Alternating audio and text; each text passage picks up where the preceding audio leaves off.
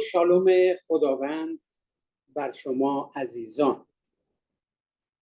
خوش آمد عرض می کنم حضور یکایک شما عزیزان و به طور خاص عزیزانی که شاید برای مرتبه اول باشه که در بین ما حضور پیدا می کنند. خدا رو شکر می کنم برای این فرصت بسیار عالی که خداوند به همه ما بخشیده و ما میتونیم در این فضای مجازی از اقصا نقاط جهان در کنار هم باشیم و با هم خداوند رو بپرستیم. خدا هر روز به دنبال اشخاصیه که اونها رو ملاقات بکنه. اما ملاقات خدا زمانی انجام میپذیره که اون اشخاص آماده ملاقات باشند. در کتاب آموس نبی خدا میفرماید ای قوم خدا، خویشتن را مهیا سازید تا اینکه خدا شما را ملاقات کند. عزیزان، من هم میخوام بر اساس همین آیه خدمتتون عرض بکنم که ای کلیسای خداوند، خودتان را آماده بسازید تا خداوند شما را ملاقات کند. آیا با آمادگی اومدید و در این جمع حضور پیدا کردید؟ آماده هستید برای اینکه از جانب خداوند ملاقات بشید؟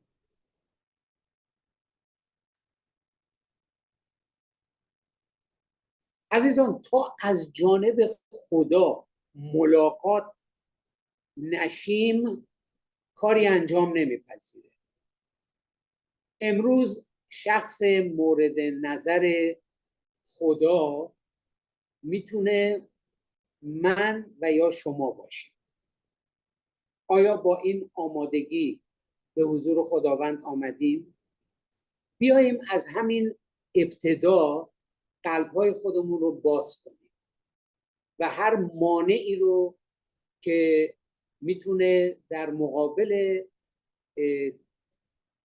دریافت این ملاقات باشه از وجود خودمون بیرون کنیم.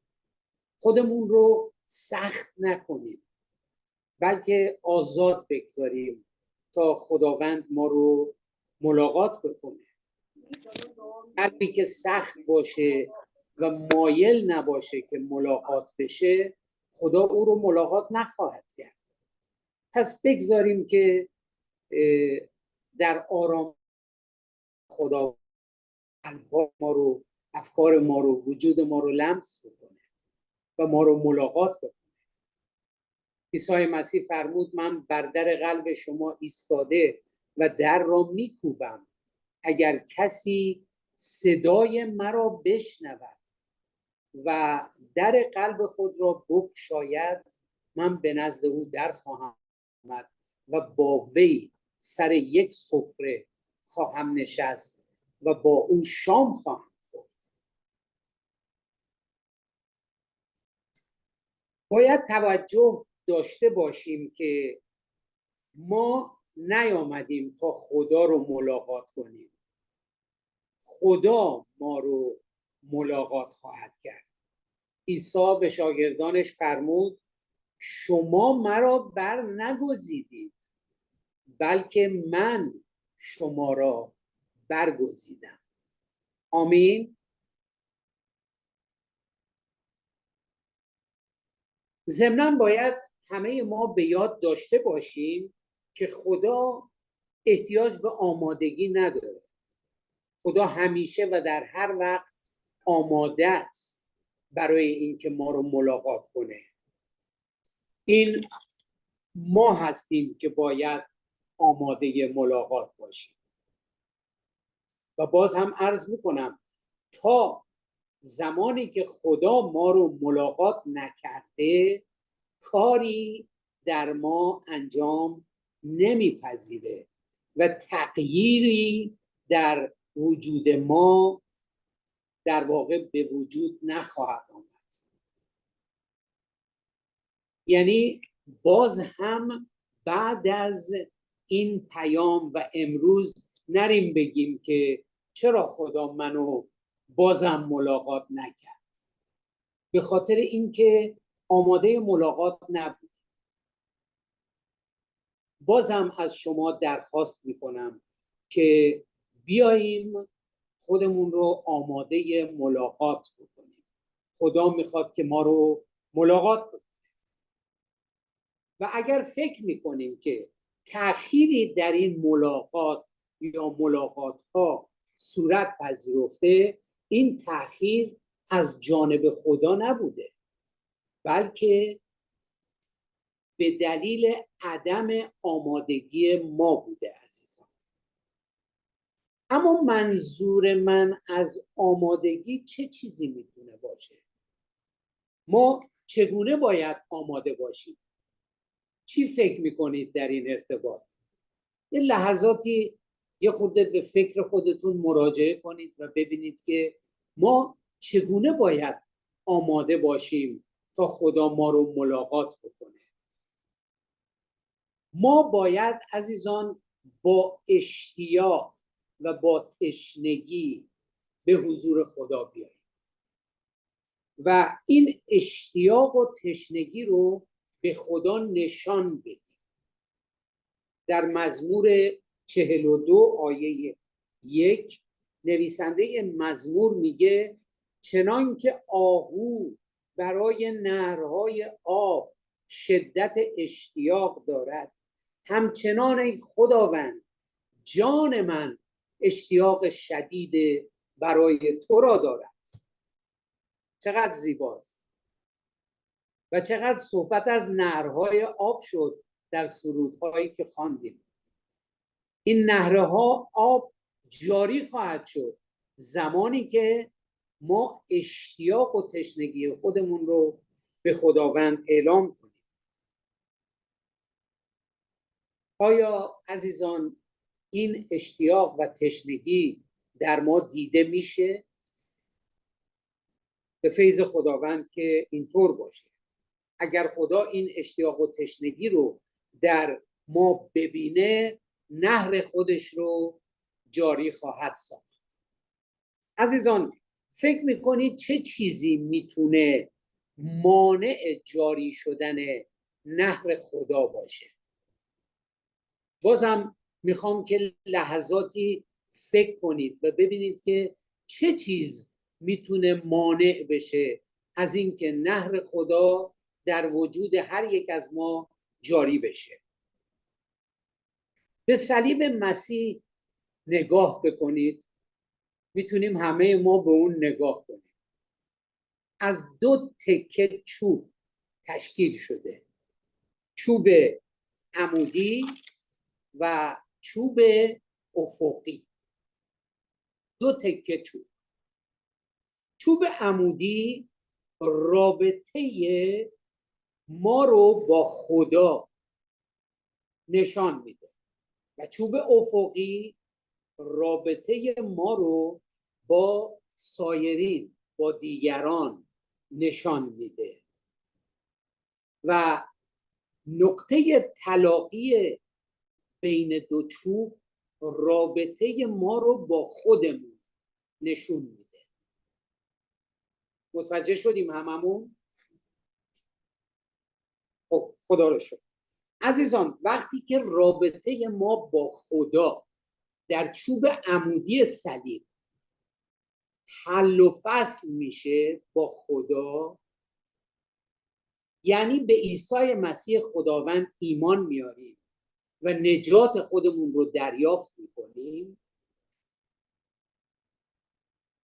رابطه ما با خودمون در نقطه تلاقی بین 2 تکه چوب صلیب حل و فصل میشه. رابطه ما با خودمون حل میشه.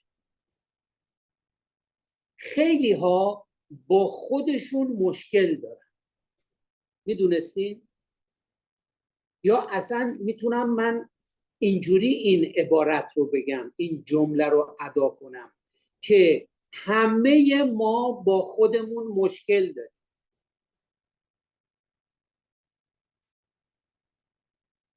و تا مشکلمون با خودمون حل نشه کاری از پیش نمیره و زمانی مشکل ما حل میشه با خودمون که مشکل ما با خدا حل شده باشه.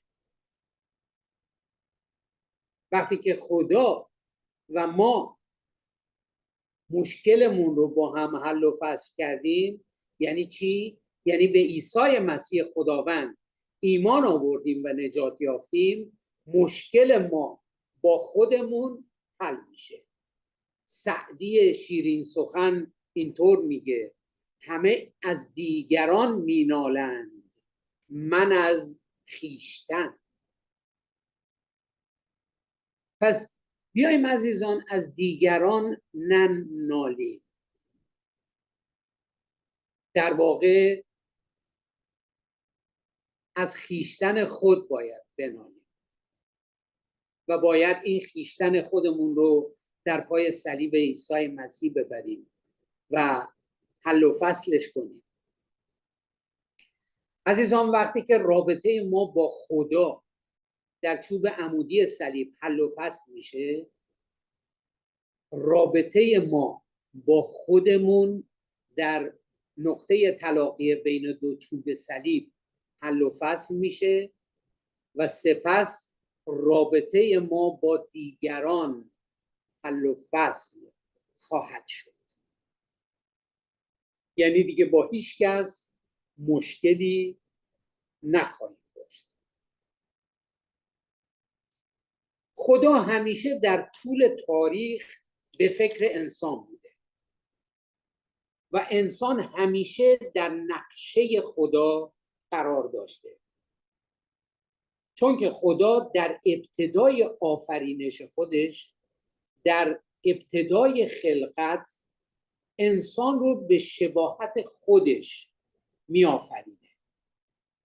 خدا آدم را به صورت و سیرت خود آفرید و آنان را زن و مرد آفرید. خدا در کلام خودش گاهی انسان رو به ظرف تشبیه کرده و در طول تاریخ به دنبال ظرف مورد نظر خودش بوده. خدا با صبر و شکیبایی بسیار روی ظرف مورد نظر خودش کار کرده و کار میکنه. آمین. اون ظرف کی میتونه باشه؟ من، شما، همه ما میتونیم اون ظرف مورد نظر خدا باشیم و خدا اون ظرف مورد نظر رو برای اجرای نقشه های خودش به کار میبره. عزیزان نقشه خدا و سرنوشت انسان در گرو چه چیزیه؟ ظرف.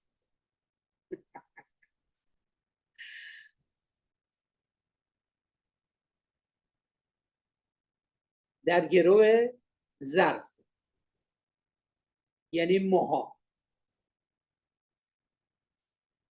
ظرف مورد نظر خدا باید آماده باشه. ظرفمون رو آماده کردیم؟ چه ظرفی آوردیم به حضور خداوند؟ بعضیا ممکنه یه لیوان کوچولو بردارن بیارن بگن این ظرف منه،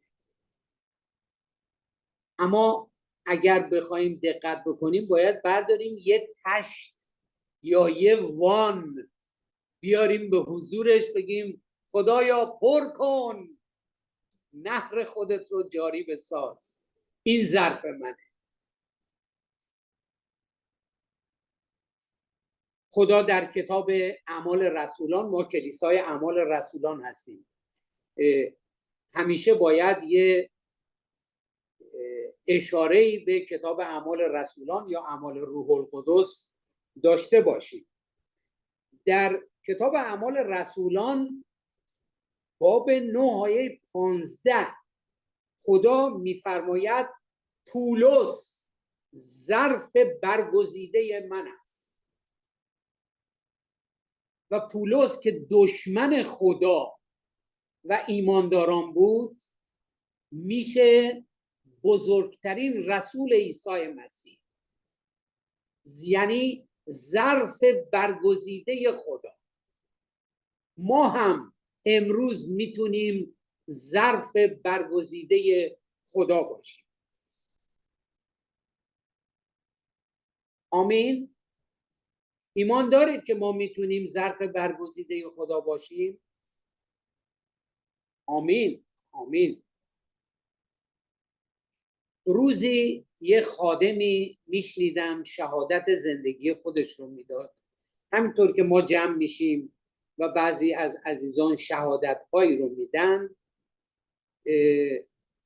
جالبه ببینیم که یک خادم خداوند که سالیان سال خدمت کرده بود شهادتش چه چیزی میتونه باشه و به کلیسا اعلام میکرد در یک جمع بسیار بزرگی. او میگفت روزی گناهانم بخشیده شدند که در پای صلیب مسیح زانو زده بودم و متوجه شدم که بزرگترین گناهکار روی زمین هستم. روزی گناهانم بخشیده شد که در پای صلیب مسیح زانو زده بودم و دانستم که بزرگترین گناهکار روی زمین هستم. خیلیا وقتی که میپرسیم آیا گناه کردید میگه کی، چجوری؟ من اصلا گناه رو نمیشناسم.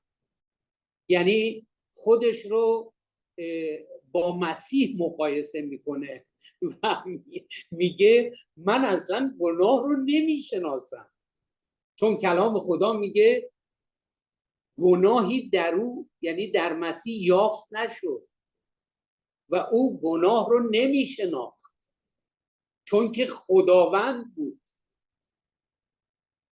و این شخص خادم خدا ادامه میده در شهادت خودش و میگه وقتی از همه اسارت‌هایم آزاد شدم که گناهکاران به خودم را بخشیدم.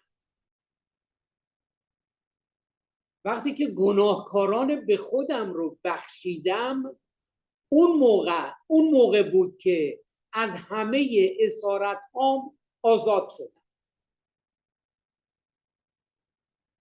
و باز در ادامه شهادت خودش اینطور گفت آن خادم خداوند: و زمانی قدرت روح القدس را دریافت کردم که فهمیدم کوچکترین و ضعیفترین و بی‌ارزشترین آدم روی زمین هستم.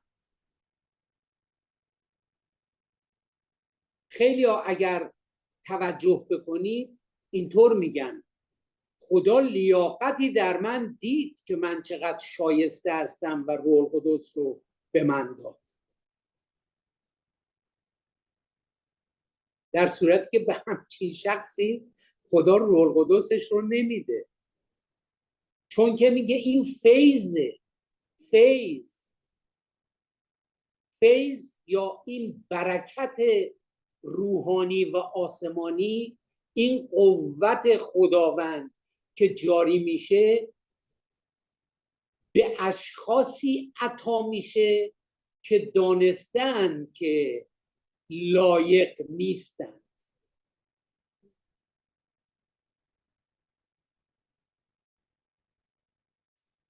فیض هدیه است مجانی و به اشخاصی تعلق پیدا میکنه که دانستن که لیاقت آن را نداشتن. عزیزان، آیا تا به حال این گونه فکر کرده بودید؟ اگر تا به حال به این شکل فکر نکرده بودید، من از شما میخوام که این شکلی فکر کنید و شهادت این خادم خداوند رو شما هم به جا بیارید که برکات خداوند بر شما جاری خواهند شد. من با یک حکایت از زندگی موسی صحبتم رو تمام میکنم. موسی 120 سال عمر کرد. لابد موسی رو میشناسید یا یه قدری درباره او خواندید در کلام خدا. چه کسانی کتاب موسی رو خوندن؟ کسی خونده کتاب موسی رو؟ خب خدا رو شکر. موسی 120 سال عمر کرد و اگر عمر 120 ساله موسی رو به 3 دوره 40 ساله تقسیم بکنیم، در دوران اولیه زندگی موسی، در آن 40 سال دوران اول، او در کاخ فرعون مصر زندگی میکرد. موسی مقام و تحصیلات داشت. تمام علوم و فنون زمانه خودش رو میدونست. تمام کتاب‌هایی که در مصر بود موسی اونها رو خوانده بود. مدیر و مدبر بود و توانایی‌های بسیار زیادی داشت. بسیار زیبا و دوست داشتنی بود. او فرعون آینده مصر بود. در واقع ولیعهد مصر بود. موسی در این دوران 40 ساله فکر میکرد که کسیه و هیچ کس مثل او نیست.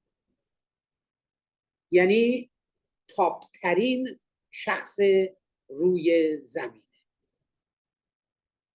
موسی در دوران 40 ساله دوم زندگی خودش، پس از اینکه یک شخص مصری رو که با یک یهودی درگیر شده بود کشت و زیر تلی از خاک او رو مدفون ساخت، از ترس فرعون و مصریان به بیابان مدیان فرار کرد و چوپانی گله یترون کاهن مدیان رو بر عهده گرفت.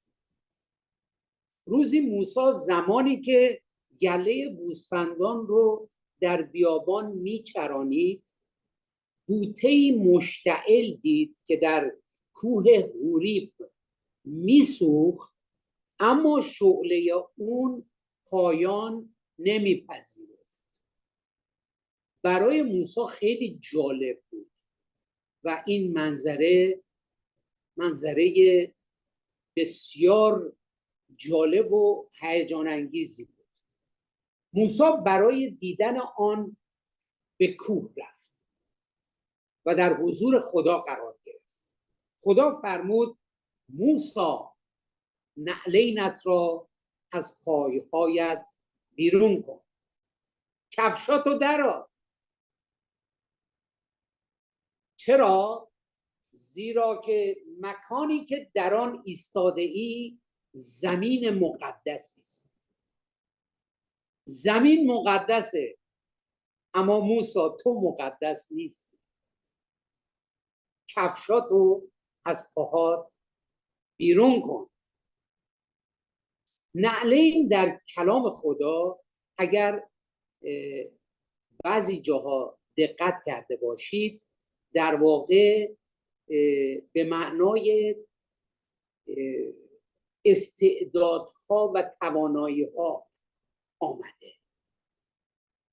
در واقع خدا به موسی اینطور میگه موسی همه توانایی‌ها و استعدادهای خودت رو که در کاخ فرعون اونها رو آموختی از خودت بیرون کن.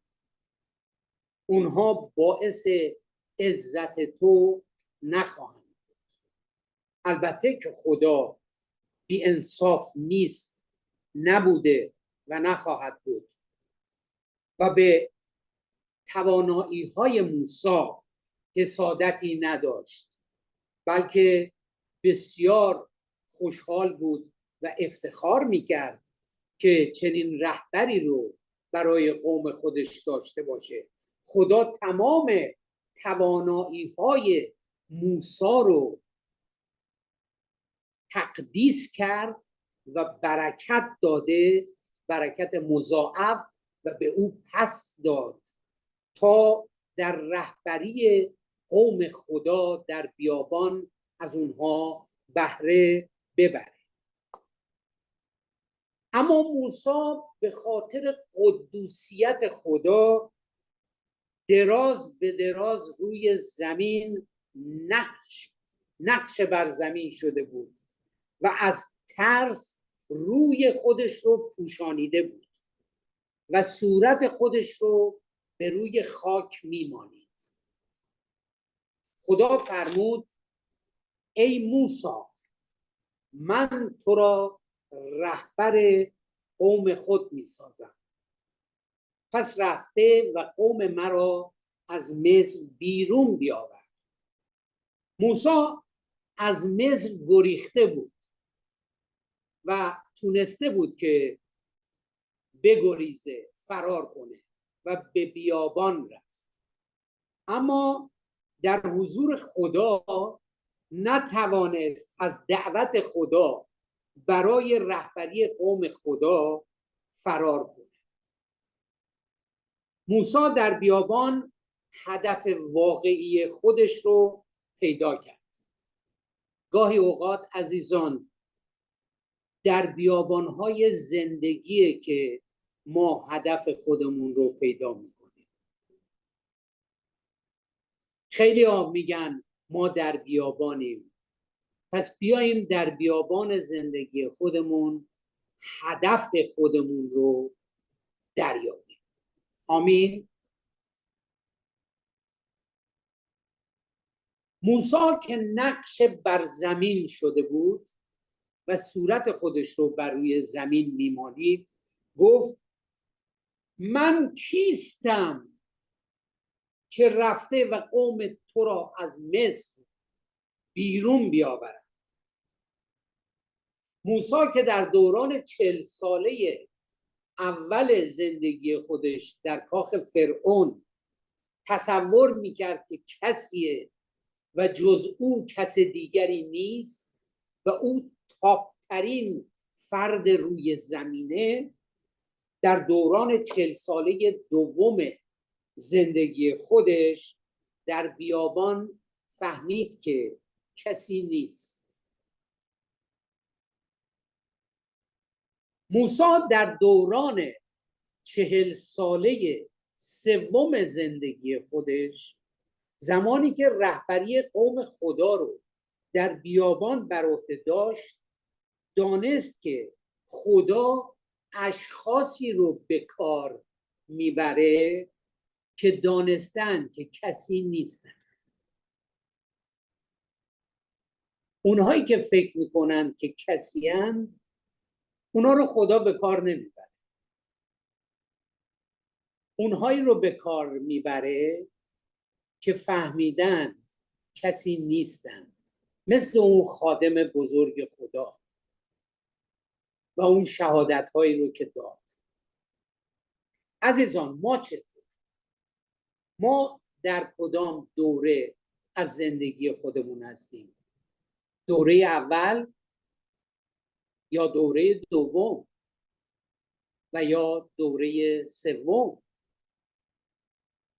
من خودم زمانی که دانستم که کسی نیستم، از جانب خدا ملاقات شدم و برکات خداوند در من جاری شد. عزیزان آیا الان ما خودمون رو کسی میپنداریم و یا اینکه دانسته ایم که کسی نیستیم؟